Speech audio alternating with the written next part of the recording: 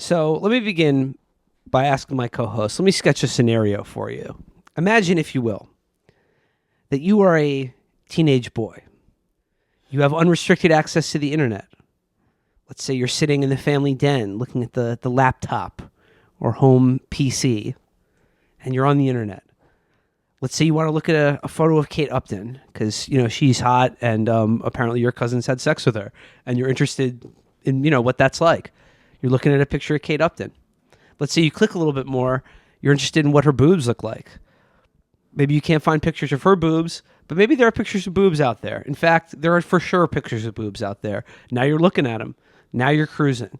You've got a taste for it, though. Let's say you click just a few more times. Let's say now you're watching pornography. You're watching two human adults have sex with one another. You keep clicking. The algorithm has taken control of you now. You're seeing lesbian stuff. You're seeing penetration. You're seeing double penetration. You're seeing ropes. You're seeing epic compilations of ropes. You're seeing it all. But let's say you just keep clicking. Let's say within just a few clicks from seeing a glorious Peter North rope compilation, let's say you're watching forced feminization and hypnosis pornography, and you yourself are beginning to become hypnotized and sissified in just basically 10 minutes from getting interested in seeing Kate Upton's boobs. Imagine you're that child. Fellas, don't you hate it when you're searching old relics and Catholic enchantments to get the demon out of your wife, and by the end of the afternoon, you've turned into a bimbo through your computer? Fellas, don't you hate when that happens? And of course, someone who hates when that happens more than anything is brother Rod Dreher, friend of the show.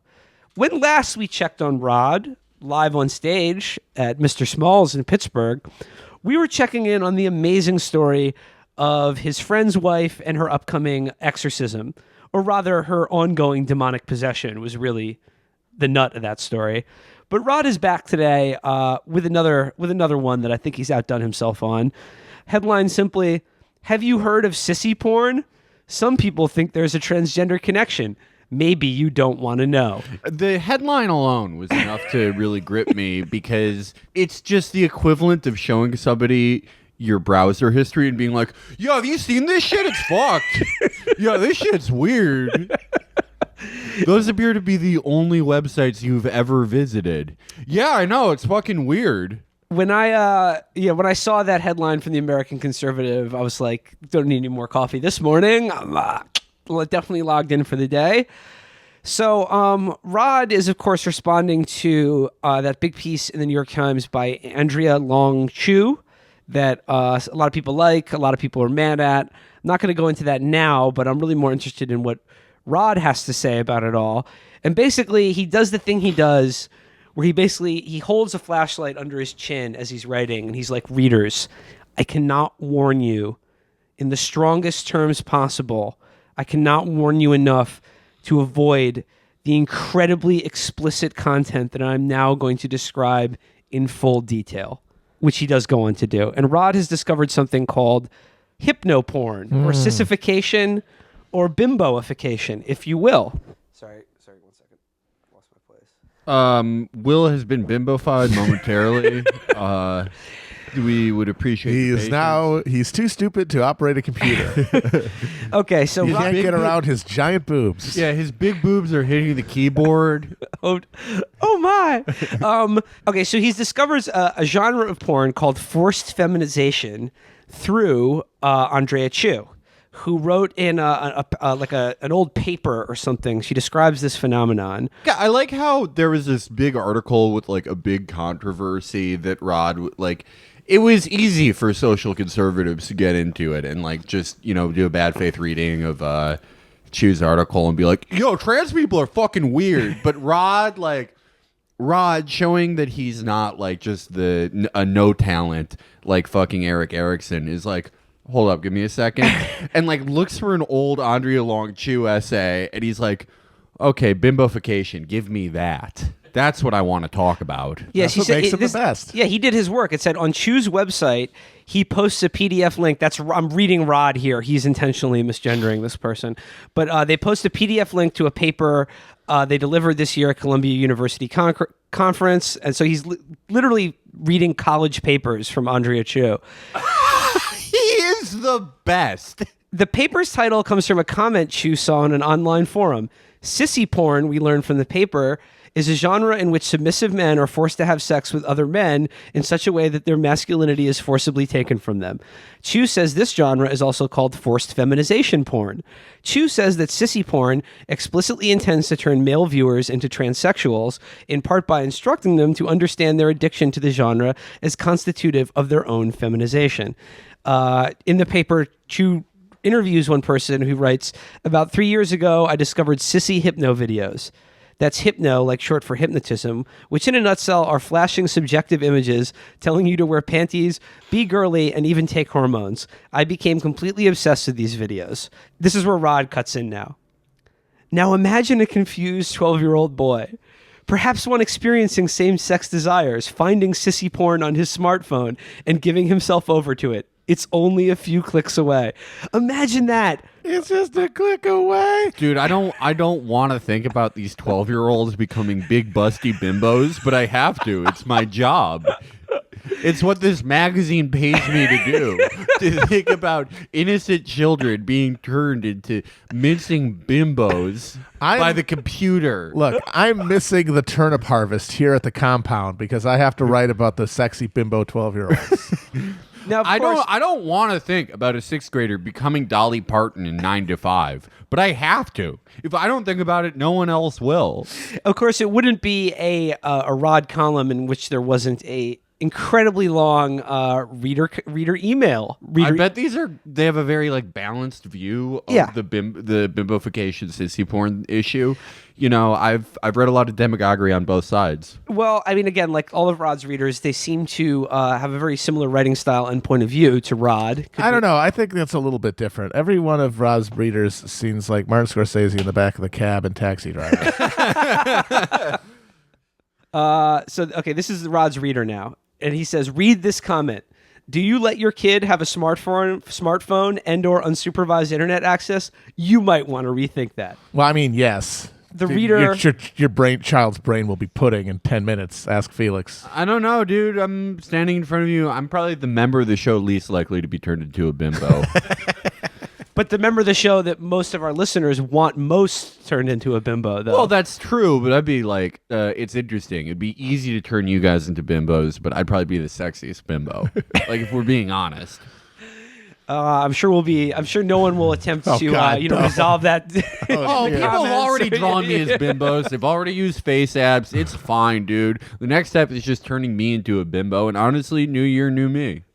Okay, so this is Rod's reader email. The third update really struck a chord with me. I'm familiar with sissy porn, having discovered it in high school. Dear Rod, I am taking my gun with the Old Testament etched into it out of my mouth to write you this. And it's much broader than what Chu is referring to. Some background on me. I am a millennial. I was raised Catholic, and I first discovered internet porn at a friend's house when I was 12 years old. When I was in high school and we first got internet access at home, I used it to look for porn when no one was around. In the first few years, I had pretty typical straight teenage boy interests when it came to porn.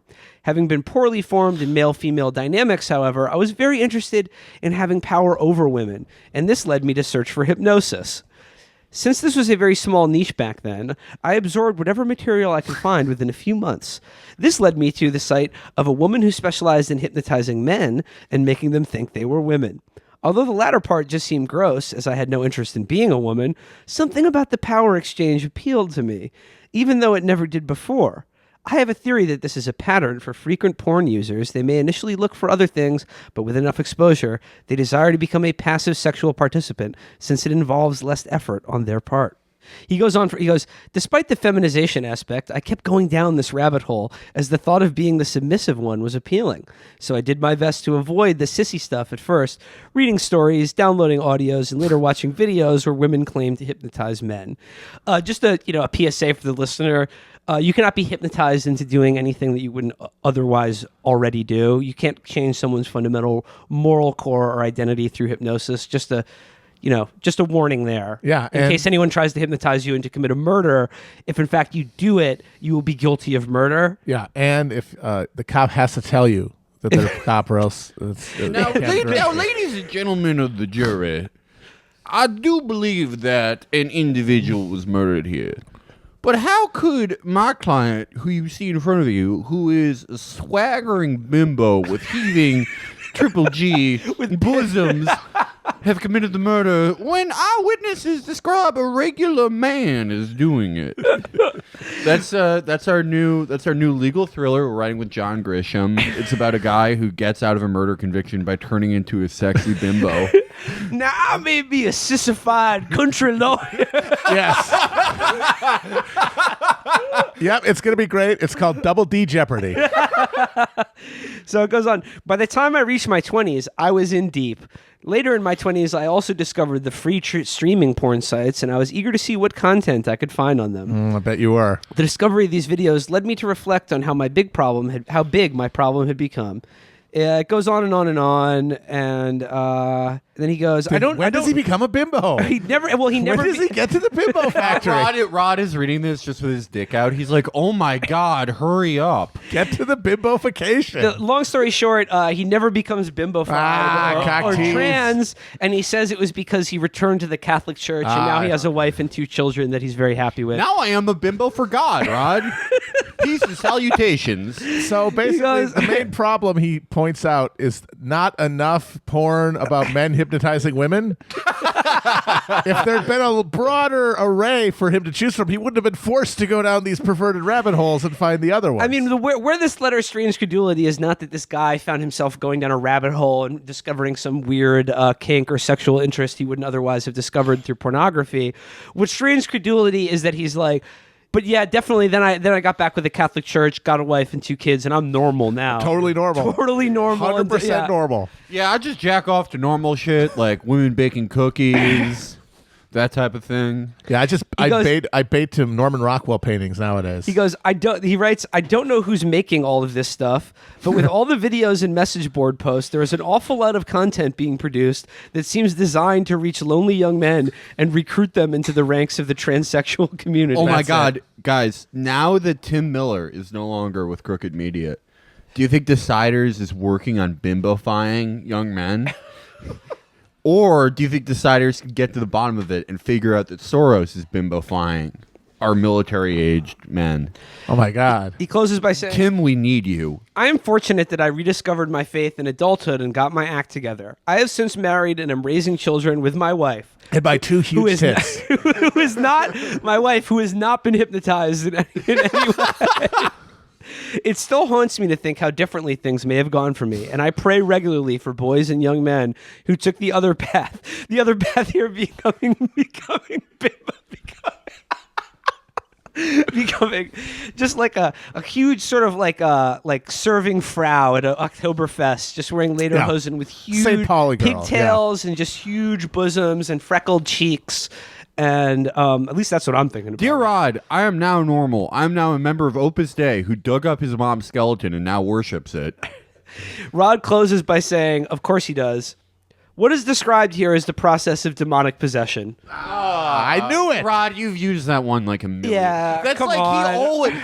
It sounds like I'm joking, but I'm not. Like it's literally like there are like 10 articles off the top of my head where Rod will see like it's just something like it's like an online pop-up ad for like a mortgage, but there's a trans woman in it, and Rod's like, fucking demons, I told you. It's like you can't always use that one. The first time you did it, I was like, wow, that's a new one, but like you can't just say everything's demonic possession. This is also just a retread horror movie plot from the early aughts. What if the devil was in the computer? That's all it is. A movie called like evil.com or something. Yeah, I mean, how about like a new one? Like how about it's the Book of Job and God is like making individual prop bets with the devil over who will become a bimbo. Have you thought of that one? I'm just like workshopping here. It's not that I think you suck. I just think that you're phoning this one in. I love the early seasons of Rod because the endings weren't always that predictable. It wasn't always a demon. Sometimes it would be a mummy. Sometimes it would be a Dracula. Sometimes even a Frankenstein. Now it's like demon, demon, demon. Is that what people want? Oh man, I keep seeing these toxic messages from Rod Dreher fans who are mad he's being recast as a bimbo. Oh man, I'm just imagining like Rod for research watching all of the hypno porn. Yeah. Like fucking like the parallax view or something, except it's all just like His breasts are just growing slowly as he watches it. I think Rod needs to dedicate himself full time to fighting the trans hypno bimbo He does. sissy porn menace, and by that I mean watch like every one of these videos that has ever been made just to prove that it doesn't work or that you can overcome the hypnosis. And help produce a wider variety of straight porn so that guys don't end up going down these awful, crooked roads. Instead, they can just stay on the nice fat runway of femdom and male dom and piss play. Pizza delivery guys, all the good classic meat and potatoes pornography. Fucking your stepmom. Yeah, so, of course. Fucking your stepsister. Hey kids, you don't have to go outside and get hypnotized by some weirdo and turned into a woman. Just fuck your stepsister. She's right there.